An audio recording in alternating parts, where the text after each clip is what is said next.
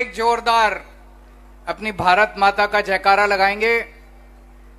दोनों मुट्ठी बंद करेंगे, हाथ ऊपर करेंगे और दिल से बोलेंगे, भारत माता की, भारत माता की, इनकलाब, इनकलाब, वंदे वंदे। आज मैं देख रहा हूं इतनी भारी संख्या में लोग आए हुए हैं, इतनी भारी, पीछे तक सड़क के उस पार भी लोग बहुत सारे बैठे हुए हैं। जो उस पार बैठे हैं उनको भी सबको नमस्कार, सबको मेरा प्रणाम। सबसे पहले साधु संतों की, नरसिंह मेहता की इस पवित्र भूमि को मेरा सादर प्रणाम। मैं अपनी बात शुरू करूं। मेरी जितनी आशा वर्कर बहनें हैं वो बहुत बेचैन हो रही हैं। मैं उन सबको बता दूं, आपके कुछ लोग मेरे से मिलने के लिए आए थे, आपकी सारी मांगे मैंने समझ ली हैं।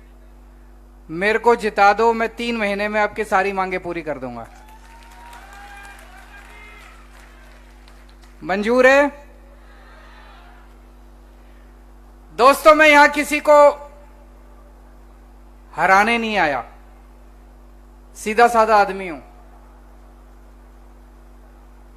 मैं इस पार्टी को, उस पार्टी को, इस नेता को, उस नेता को, मैं किसी को हराने नहीं आया।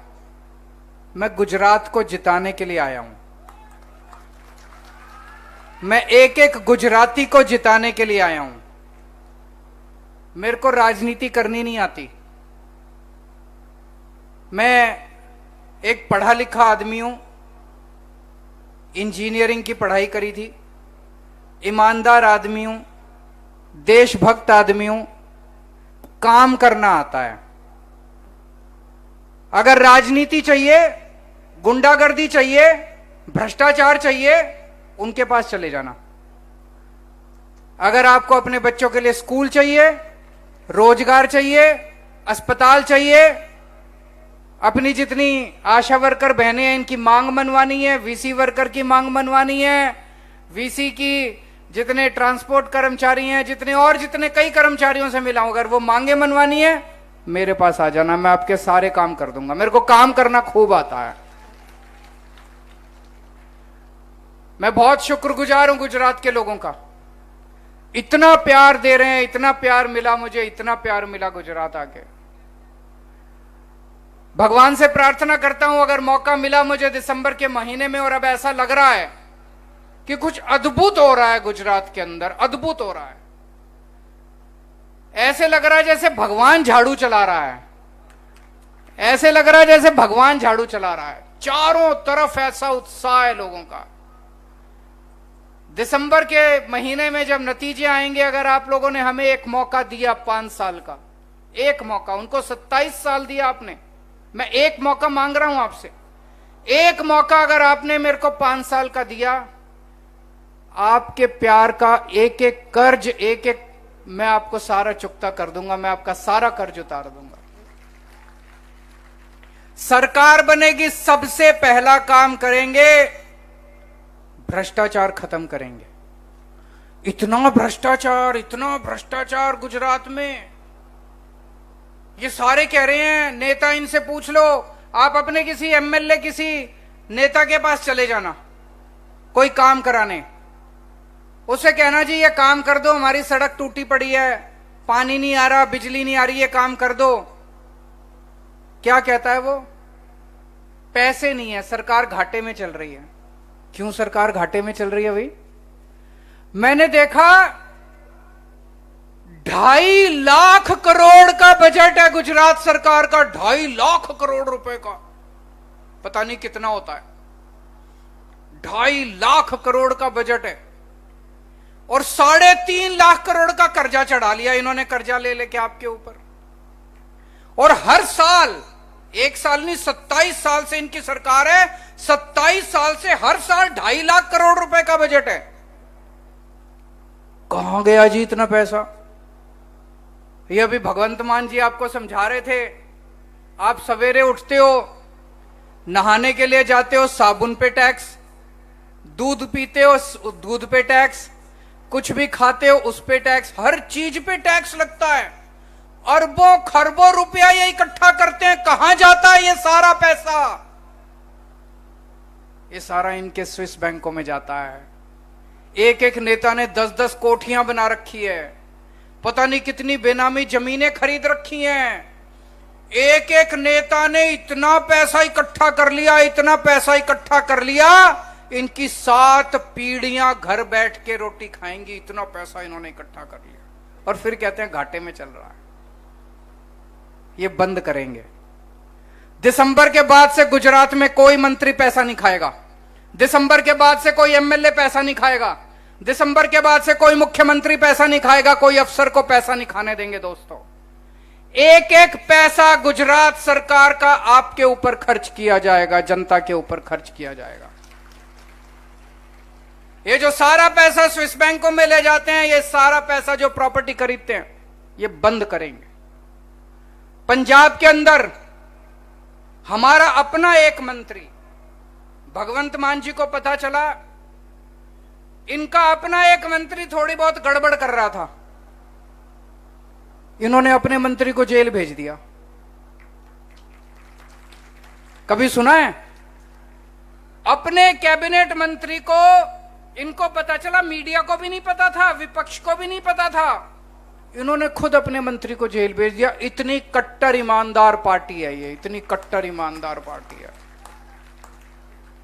तो आम आदमी पार्टी की सरकार बनेगी, कोई मंत्री को चोरी नहीं करने देंगे, कोई एमएलए को चोरी नहीं करने देंगे, कोई नेता को चोरी। और इन्होंने जितने पुरानी चोरी कर रखी है, सारा पैसा इनसे वापस लेंगे। गुजरात के एक एक पैसे का हिसाब लेंगे इन लोगों से। पुराने जितने इन्होंने घोटाले कर रखे हैं, सारा पैसा वापस लेंगे। दिसंबर के बाद से आपको किसी भी सरकारी दफ्तर में जाओगे, आपको काम कराने के लिए पैसे देने की जरूरत नहीं पड़ेगी, रिश्वत देने की जरूरत नहीं पड़ेगी। ऐसी व्यवस्था करेंगे कि सरकार आपके घर आके आपका काम करके जाएगी। आपको सरकारी दफ्तर में जाके काम कराने की जरूरत नहीं है। दिल्ली में हमने ये लागू कर दिया, गुजरात के अंदर भी लागू करेंगे। कोई, चाहे आपको तहसीलदार के दफ्तर जाना हो, जन्म प्रमाण पत्र बनवाना हो, बिजली का कनेक्शन लेना हो, पानी का कनेक्शन लेना हो, किसी चीज के लिए पैसा देने की जरूरत नहीं पड़ेगी। और अभी तक ये जितने पेपर फूटे हैं, ये ऐसे ही थोड़ी फूटते हैं, कोई ना कोई तो बड़ा नेता शामिल है। जब भी ये इंक्वायरी करते हैं, अरे गहरे नथु गहरे को जेल भेज देते हैं, बाकी सारे मौज करते हैं, नेताओं को कुछ नहीं करते। 2015 के बाद से जितने पेपर फूटे हैं, सबकी इंक्वायरी खोलेंगे और इसमें जितने बड़े बड़े नेता शामिल है, सबको जेल भेजेंगे।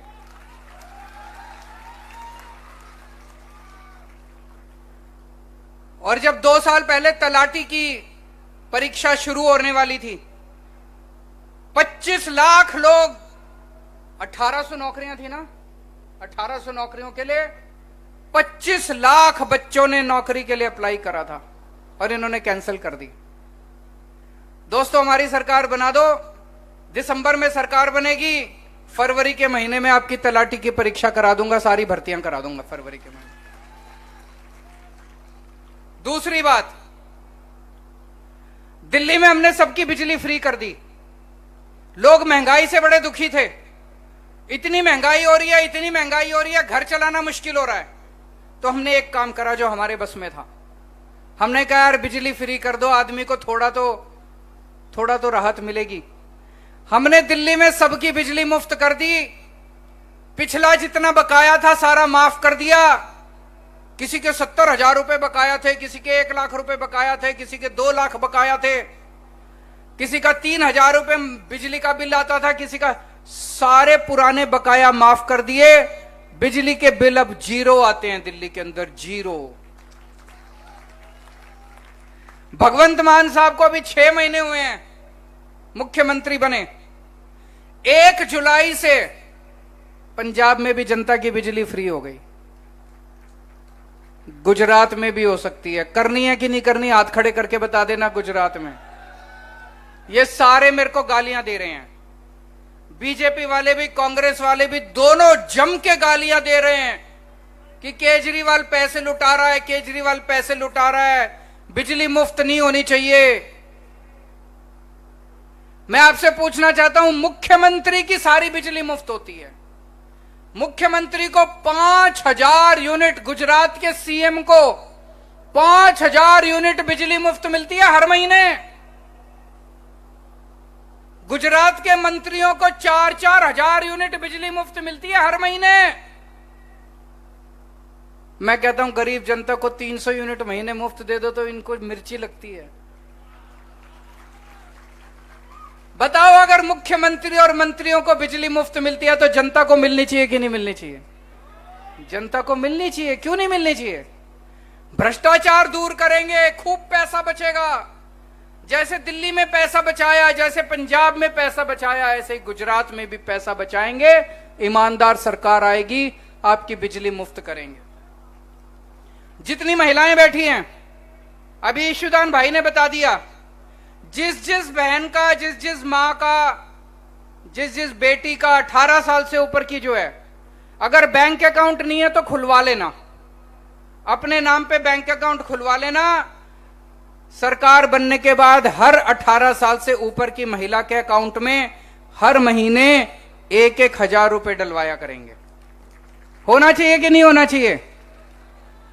जिस घर में 2 महिलाएं, मां है, बेटी है, दोनों 18 साल से ऊपर हैं, उनको दोनों को अलग अलग हजार मिलेंगे, 2,000 रुपए मिलेंगे।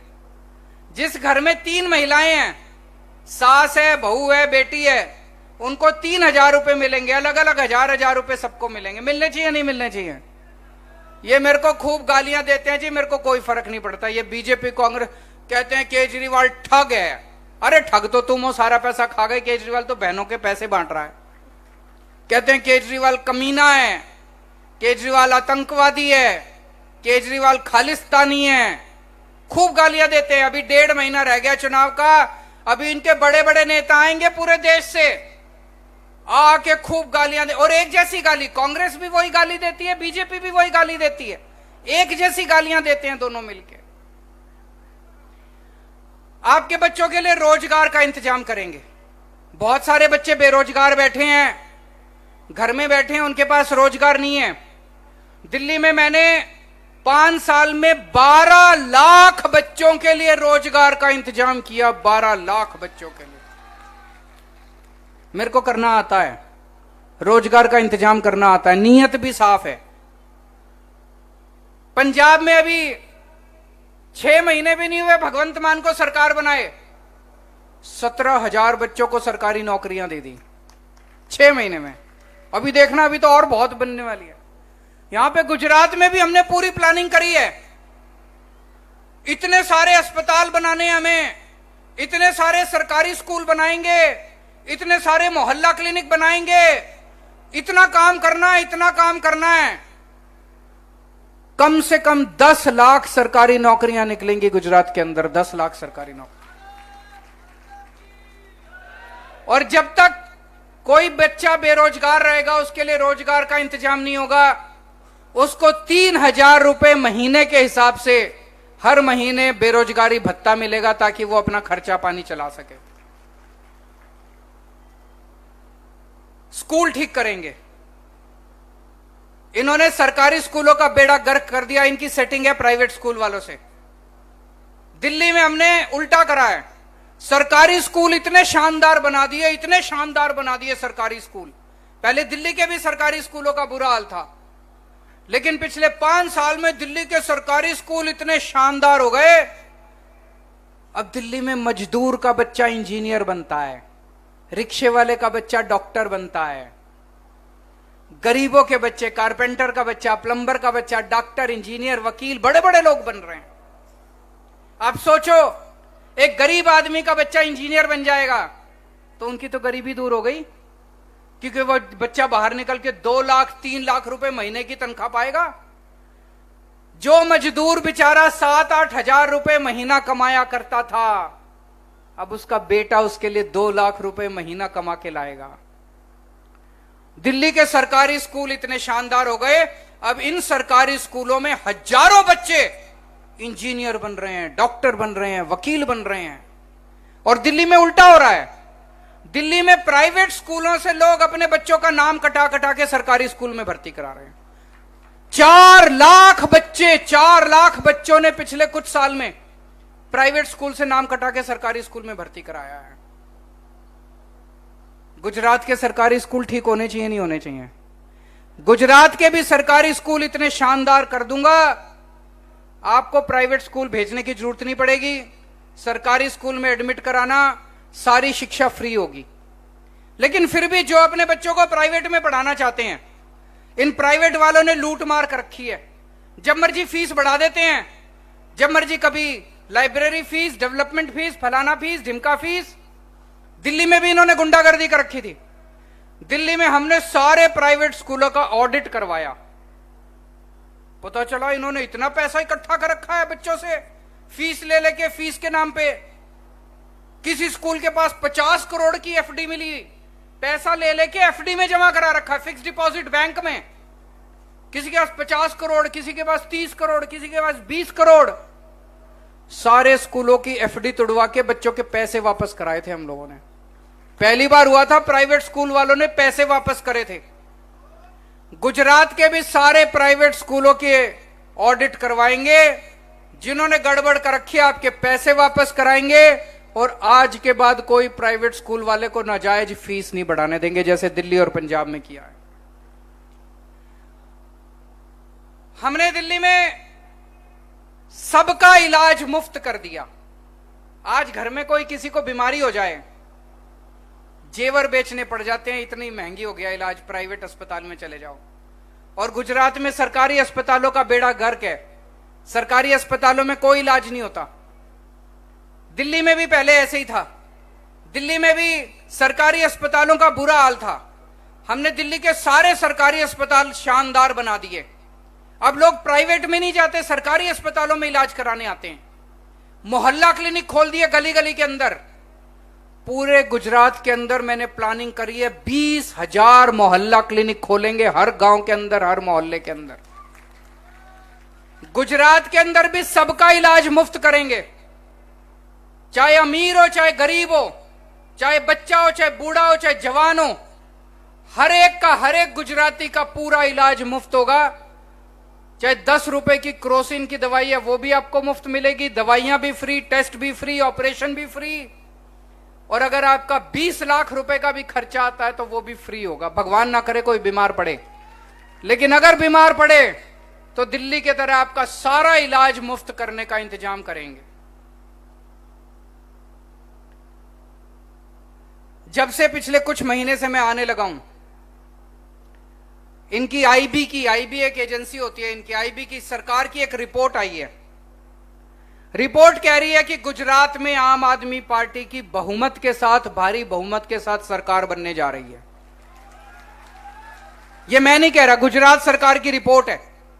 गुजरात सरकार की सीक्रेट रिपोर्ट आई है कि आम आदमी पार्टी की सरकार बनने जा रही है।